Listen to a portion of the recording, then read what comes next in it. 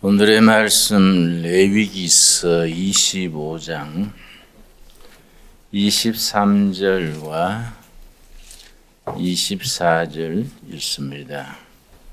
레위기 25장은 성경의 경제제도, 경제법에 대해서 가장 강한 메시지가 담겨 있습니다.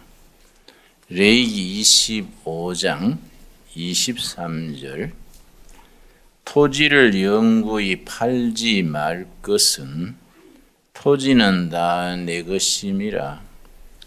너희는 거류민이요 동거하는 자로서 나와 함께 있느니라. 너희 기업에 온 땅에서 그 토지 무르기를 허락할지니 만일 네 형제가 가난하여 그의 기업 중에서 얼마를 팔았으면 그에게 가까운 기업 물을 자가 와서 그의 형제가 판 것을 물을 것이라. 신약성경 로마서 3장 23절 24절 읽겠습니다. 로마서 3장 구약의 레위기 25장 23절 24절과 짝을 이루는 신약의 말씀입니다. 로마서 3장 23절 24절 말씀. 모든 사람이 죄를 범하였음에 하나님의 영광에 이르지 못하더니 그리스도 예수 안에 있는 속량으로 말미암아 하나님의 은혜로 값없이 의롭다 하심을 얻은 자 되었느니라. 하나님의 말씀입니다. 강원도에 예수원이라는 수도원이 있습니다. 몇 해 전에 작고하신 원장님이 토레이 신부님이신데 대천덕 신부라고 부릅니다. 그 신부님이 하신 말씀 중에 한국이 이만큼 복받고 사는 것은 한국 국민들이 미처 알기 전에 성경의 법, 하나님의 법 두 가지를 실천했기 때문에 이만큼 복을 누리고 사는 것이다. 그렇게 말했습니다. 첫째가 무슨 법이냐? 성경은 나그네를 대접하라는 말을 거듭거듭 일렀습니다. 너희가 애굽 땅에서 나그네 되지 않았느냐? 애굽 땅에서 나그네 된 너희를 너희 하나님 여호와께서 불러내시고 도우셔서 약속의 땅, 젖과 꿀이 흐르는 땅으로 불러내지 않으셨느냐? 그런즉 너희도 나그네 고아 과부를 대접하라. 누누이 말씀하십니다. 우리 국민도 미처 알지 못하는 사이에 나그네를 언제 대접했느냐? 8.15 해방 이후 6.25 전후로 북한에서 자유를 찾아 공산주의의 억압을 피해서 1,000만 피난민들이 남한으로 피난 와서 나그네가 됐습니다. 우리가 북한 피난민들을 크게 잘해주지는 못했다 하더라도 그들과 함께 살고 후에 함께 번영할 수 있었습니다. 우리는 직접 겪은 거니까 의례그렇거니 하지만은 길고 긴 세계 역사 속에서 그렇게 짧은 기간에 좁은 땅에서 그렇게 많은 피난민을 받아들여서 함께 살아남은 예가 극히 드물다 합니다. 세계적인 모범 사례라 합니다.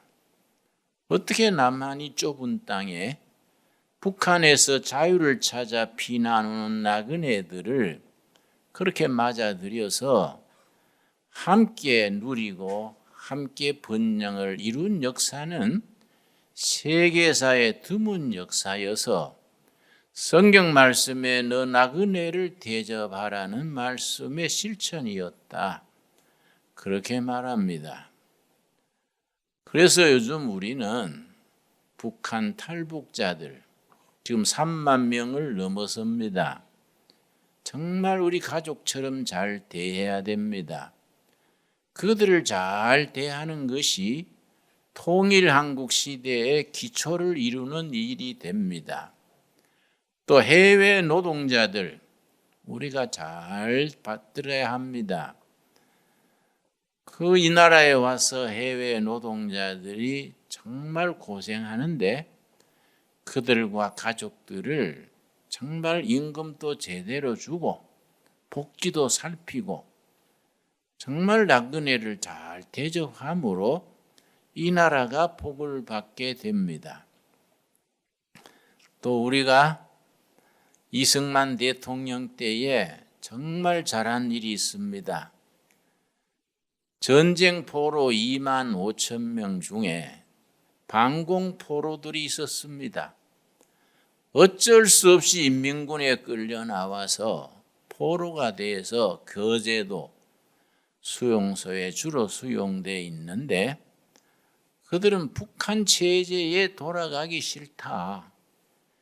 자유로운 대한민국에서 살고 싶다.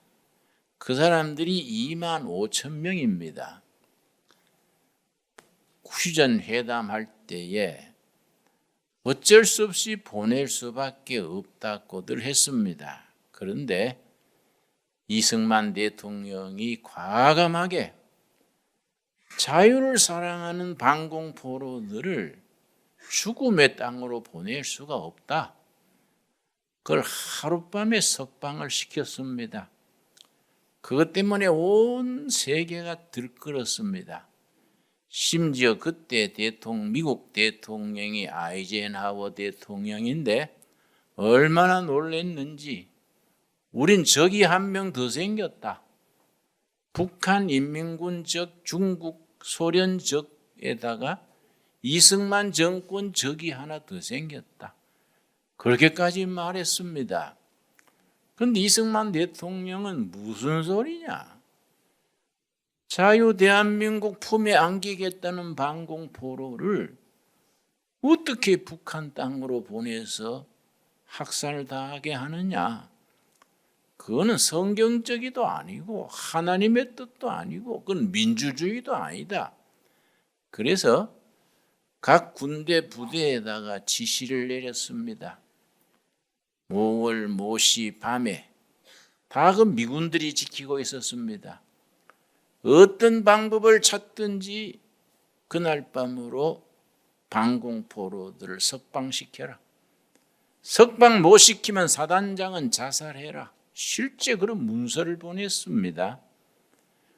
그렇다고 한국군이 미군한테 총 쏠 수는 없고 미군들이 보초를 쓰니까 아주 참 맹랑한 작전을 썼습니다.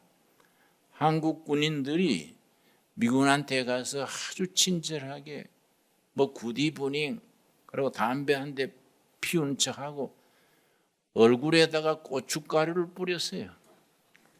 미군들이 고춧가루에 매워서 눈을 비비고 활동하네 문을 열어가지고 반공포로를 석방시켜서 전 군의 면에 전부 배치해서 소리 없이 보호했습니다.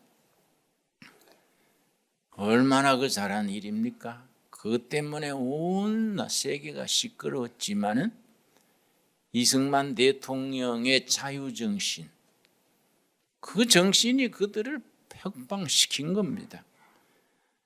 우리가 성경적인 법을 실천했다는 두 번째가 뭐냐? 토지개혁입니다.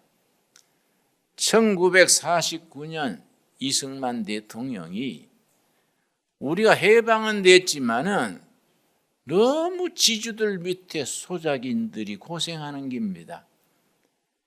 전국의 지주가 2%, 98%가 소작인입니다. 특별히 전라남도, 전라북도는 지주들이 아주 횡포가 심해서 만석군, 꼴짝이 전체를 지주가 다 잡고 농민들이 소작을 하는 겁니다. 농사 지어가지고 절반은 지주한테로 가야 되고 심한 데는 60%가 지주 몫이고 40%가 농사 지은 사람 몫입니다. 이거는 소작 제도는 신라 고려 시대, 조선조 시대, 일본 압제 시대 지주들의 횡포 밑에 소작인의 고통은 말할 수 없었습니다. 이승만 대통령이요, 이 소작인 제도는 성경에도 위배되고 민주주의, 민주적인 경제 민주화가 되려면은 농민들이 땅을 가져야 민주화가 된다. 아무리 해방이 돼도 지주 밑에 소작 사는 사람들이 어떻게 민주주의 할 수 있느냐? 그때 농림부 장관이 조봉암입니다. 조봉암 장관은 청년 시절에는 공산주의를 했는데 해방 이후에 공산당 하는 걸 보고 진절머리가 나서 민주주의로 전향한 사람입니다. 그래서 이승만 대통령이 똑똑하니까 농림부 장관을 시키고 그대가 할 일이 있다. 농지개혁이다. 농민들에게 땅을 줘라. 내가 책임질 테니 과감하게 해라. 그래서 조봉암 농림부 장관 밑에 토지개혁팀을 만들어가지고 추진했습니다. 국회의원들이 거의 지주입니다. 막 반대를 하고 했지만은 워낙 대통령이 강력하니까 추진했는데 마지막에 국회에서 통과시킨 법이 소작인들이 6년간 소작료, 자기 소출의 50% 소작료를 6년간 내면 자기 땅이 되게 하라. 국회에서 그렇게 법을 통과시켰습니다. 이승만 대통령이 그 법안을 보고서는 붉은 연필로 6년간 그어버리고 무슨 소리냐. 농사꾼이 6년간 바치면 6년간 뭐 먹고 사냐. 3년으로 줄여라. 50% 소작 내던 것을 3년간만 내게 하고 3년간 먹고 살아야 하니까 정부에서 3년치 소작료를 정부에서 빌려주고 농민들이 3년간 소작료를 정부에 내게 해라. 그래서 한국의 토지개혁이 1950년 6.25 나기 2달 전 4월 20일에 마무리됐습니다. 경제 전문가들에 의하면 그게 6.25 때 공산화를 막은 결정적인 원인이라 그럽니다. 6.25 50년 6월 25일 6.25 나기 전에 토지 개혁이 되지 않았더라면은 유행군이 오고 미군이 와서도 공산주의를 못 막았을 것이라 그럽니다. 2달 닷새 전에 토지 개혁을 이루어서 단군 이래 소작인들이 자기들 땅을 받게 됐기 때문에 공산군이 왔을 때 목숨 걸고 그 자녀들이 땅을 지키기 위해서 전쟁에서 싸워서 공산화를 막았다. 그렇게 해석을 합니다. 우리 아버지도 일본에서 택시 운전을 했는데요. 일본 도쿄에서 열심히 운전해가 저축해가지고 대구 옆에 하양이라는 데에 좋은 가수원터 8마지기를 샀습니다. 해방된 뒤에 가서 거기서 잘 살자고. 그런데 아버지가 일본 계시고 하니까 그 소작을 줬습니다. 아버지 일본서 돌아가시고 어머니가 감당 못하니까 고향 청송에 가면서 8맞이기를 소작을 줬습니다. 대통령 이승만 대통령 토지개혁할 때 소장인 게 다 넘어갔어요. 그리고 우리 어머니가 아이고 대통령 때문에 우리 집안이 그 알토란 같은 땅 8맞이 소작인 대로 갚으랬다. 한숨을 쉬길래 어머니 그건 잘한 거예요. 우리 땅은 넘어갔지만은 단군일의 소작인들이 땅을 가지게 돼서 이 나라가 평등한 나라가 된 거 아닙니까?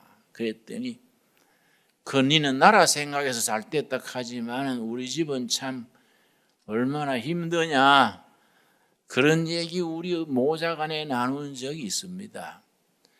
토지 개혁이 그때 안 됐으면은 우리는 공산화 됐을 것이다. 그렇게 말합니다. 그것이 성경의 법을 실천했다는 겁니다. 레위기 25장 23절은 토지 경제에 대한 성경적인 법입니다.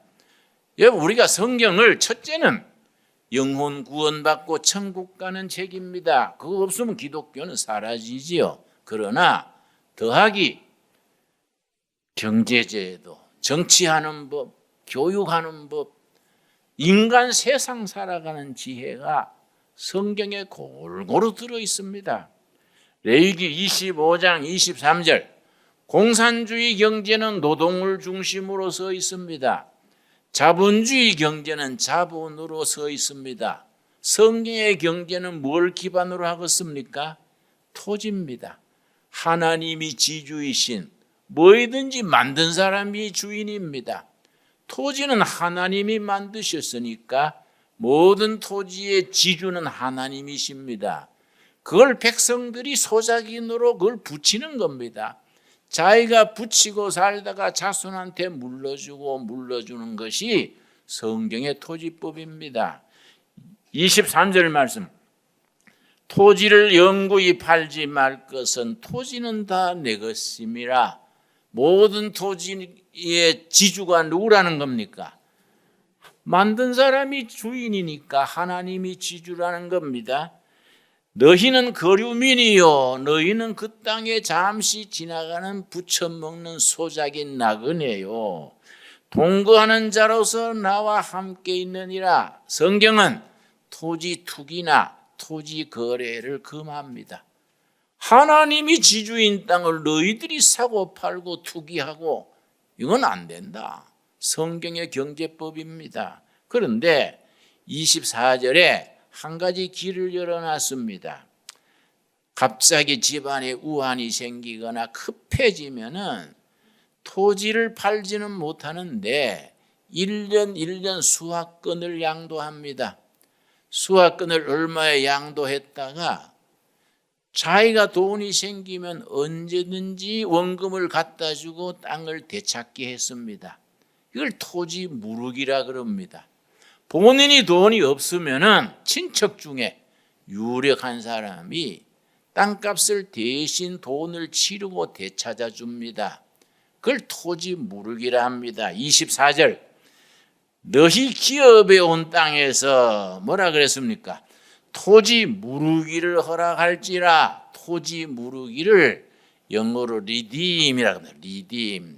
팔렸던 땅을 원금을 주고 땅을 되찾는다. 리딤입니다. 토지 무르기 리딤의 명사가 리뎀션입니다. 땅이 넘어간 것을 돈을 치르고 되찾습니다. 자기가 돈이 없으면 누가 되찾는다고요? 친척이 대신 땅값을 두고 되찾습니다.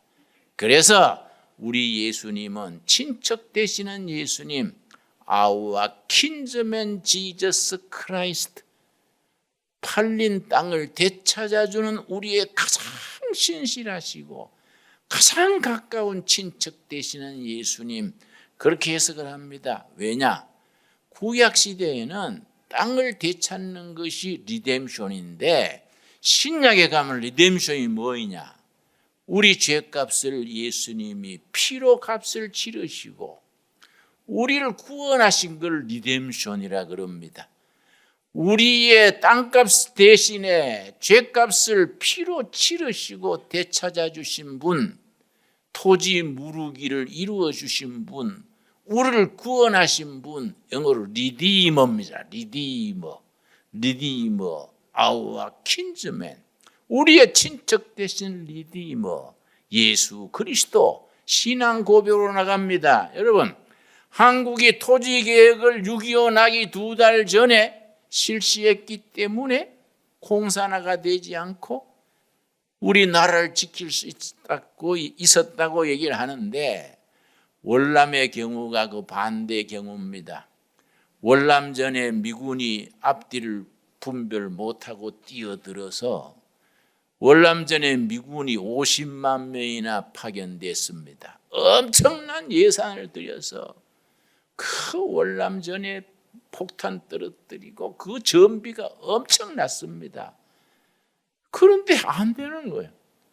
미군 50만이 가가지고 엄청난 화력을 퍼붓고 하는데, 낮에 미군 한국군이 마을을 베트콩을 쫓아내고 점령해 놓으면 밤에 베트콩들이 와가지고 뒤집는 겁니다. 이거 왜 안 되냐? 세계 최강의 군대 미군이 엄청난 돈을 퍼부었는데 왜 이 전쟁을 못 막느냐 조사를 해보니까, 이게 우리가 모르고 월남전에 뛰어들었구나. 월남전이 경제전쟁이야. 토지전쟁이야. 월남의 지주들은 캐톨릭 신자들입니다. 왜 그 사람들이 지주가 됐냐?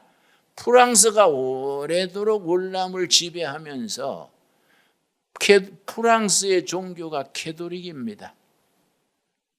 캐톨릭 편에, 월남 편에 서서 천주교 신자가 된 분들이 불란서 쪽에 비율을 맞춰가지고 이권을 차지하고 땅들을 지주가 됐습니다. 이걸 붙여먹는 소작인들은 불교 신자들입니다. 월남전은 경제적으로 간단합니다. 천주교 지주들, 불란서 편에서는 우리로 말하면 친일 분자들, 캐톨릭 지주들, 불교 소작인들 간의 싸움입니다. 불교 소작인들 사이에 공산주의자들이 침투해서 공작을 했습니다. 불란서 외세를 쫓아내고 지주들을 타도하자. 불교 신도들 소작인들이 거기에 따라가지요. 이건 미국이 가고 한국이 가고 전쟁해도 될 일이 아니에요. 막강한 미군이 결국은 이런 전쟁 가지고는 안 되겠다. 그래서 미국 CIA에서 조사를 해서 보고서를 내고 대안을 세웠습니다. 월남전에서 승리하려면 사우스 코리아처럼 해야 된다. 한국처럼 해야 이길 수 있다. 어떻게 하느냐? 캐톨릭 지주들이 땅을 다 내놔라. 그래, 불교 소작인들한테 땅을 다 분배해 줘야 된다. 땅을 다 분배받은 소작인들이 이 체제 민주주의 기한 줄 알고 지킬 것이다. 코리아가 그렇게 해서 유교를 막은 것이다. 그래서 미국 CIA에서 대안을 한국처럼 토지 개혁을 하라고 월남 지도자들한테 그것을 권했습니다. 여러분, 월남 지도자들, 천주교 신자들이요, 무슨 TU, 지압 다 아시죠? 이 사람들이요, 그게 다 빨갱이들이 하는 소리다. 베트콩들이 바로 그래 말하는 거 아니냐고. 땅 다 죽어서 뺏으려고 그런다. 그걸 안 들었습니다. 결국은 월남 천주교 지주들이 땅 문서 쥐고 죽었어요. 땅 문서 쥐고 공산군들한테 죽었습니다. 참 그거 읽어보면요, 역사라는 것은 참 심각합니다. 우리 한국이 이렇게 살아남아서 반쪽이나마 자유로운 한국을 세우고 세계 경제 10대국으로 살 수 있는 것 속에 우리도 모르는 사이에 성경의 경제, 성경의 법을 지킨 결과다. 참 뜻이 있는 얘기지요. 여러분, 우리가 구약시대에 하나님이 지주인 땅을 소작인 백성들이 붙이다가 이걸 투기꾼들한테 파는 게 아니고 급해서 경작권을 넘기면은 자기가 돈이 생기거나 친척이 그걸 돈을 대신 내주고 땅을 되찾는 것을 토지 무르기, 영어로 리뎀션이라 그랬는데 신약에 가서 복음적으로 이것이 승화가 됩니다. 로마서 3장 23절 24절 바로 구약의 레위기의 25장의 말씀과 우리가 서로 연결되는 말씀입니다. 로마서 3장 23절 말씀. 모든 사람이 죄를 범하였음에 하나님의 영광에 이르지 못하더니 우리가 죄 때문에 허물 때문에 하늘에 도착하지 못하고 하나님의 영광에 도착하기는 너무 짧아서 연결이 안 된다, 그 뜻입니다. 어떻게 하면 되느냐? 24절에 해답이 있습니다. 23절과 24절 사이에는 땅과 하늘만큼 차이가 있습니다. 그래서 로마서 3장 23절에서 24절로 바뀌는 것을 철학에서는, 신학에서는 코페르니칸 벤둥 그래요. 코페르니칸 벤둥. 벤둥은 독일어로 전환, 변화란 얘기입니다. 1495년에 과학자 코페르니쿠스가 그전에는 태양이 지구 주위를 돌고 있다, 천동설입니다. 코페르니쿠스가 아니다, 그건 모르는 소리다. 지구가 태양 주위를 돌고 있다, 지동설입니다. 그것 때문에 그때 천주교 교회가 이단이라고 종교 재판에 회부하고 야단 법석을 들었습니다. 여러분, 태양이 지구 주위를 돈다는 천동설에서 지구가 태양 주위를 돈다는 건 완전히 전환, 이걸 코페르니칸 벤둥이라고 합니다. 로마서 3장 23절에서 우리가 죄로 인해서 심판 아래, 죽음 아래 있게 되었는데 하나님의 영광에 도저히 이르지 못하는데 24절 코페르니칸 벤둥 대전환이 이루어진 겁니다. 거기에 구원의 길을 하나님이 만들어 주셨습니다. 24절 그리스도 예수 안에 있는, 누구 안에입니까? 이 땅에 오신 하나님 예수 안에 있는 속량으로 말미암아, 그 속량이 영어로 리뎀션입니다. 리뎀션. 예수님 안에 속량, 리뎀션이 있었다. 속량으로 말미암아 하나님의 은혜로 값없이 의롭다 하심을 얻은 자 되었느니라. 여러분 아멘 하십니까? 여러분 북한 말로 접수하십니까? 이게 코페르니칸 벤둥. 땅의 백성이 하늘의 백성으로, 심판 아래, 사망 아래 있던 우리들이 하늘의 영광, 구원의 백성이 된 거입니다. 여러분, 죄로 인해서 죽을 수밖에 없는 우리를 우리의 친척 되신 예수님이 땅값을 대신 치른 겁니다. 우리에게는 땅값이 아니고 무슨 값입니까? 죄값을 대신 치른 겁니다. 왜냐? 우리의 친척이시기 때문에. 우리의 아우와 킨즈맨 지저스 크라이스트, 우리의 가장 가까운 친척 되신 예수님이 구약시대에는 땅값을 현찰로 치렀지만은 예수님은 십자가의 피값으로 죄값을 치르고 우리를 구원하셔서 우리가 죄인인데 우리 믿음을 보시고 의롭다고 인정해서 구원하셨습니다. 그게 24절입니다. 우리 한번 다시 같이 읽겠습니다. 그리스도 예수 안에 있는 속량으로 말미암아 그리스도 하나님의 은혜로 값없이 의롭다 하심을 얻은 자 되었느니라. 여러분 아멘 하시지요? 그리스도 안에 있는 하나님의 은혜로, 은혜란 말이 헬라어로 카라입니다. 세 가지 의미를 지닌 단어입니다. 공짜, 선물, 기쁨이다. 기쁨. 공짜로 선물 받아서 기쁨 충만한 은혜입니다. 여러분, 순전히 공짜로 우리 믿음 하나 보고 예수님이 우리 핏값을 대신 치르시고 그 믿음을 보시고 우리를 죄가 있는데 없다고 인정하시고 의롭다고 인정하시고 땅의 백성이 하늘의 백성으로 죽음 아래 있는 우리가 영원한 영생의 사람으로 우리 신분을 우리 처지를 변화시켜 주신 것입니다.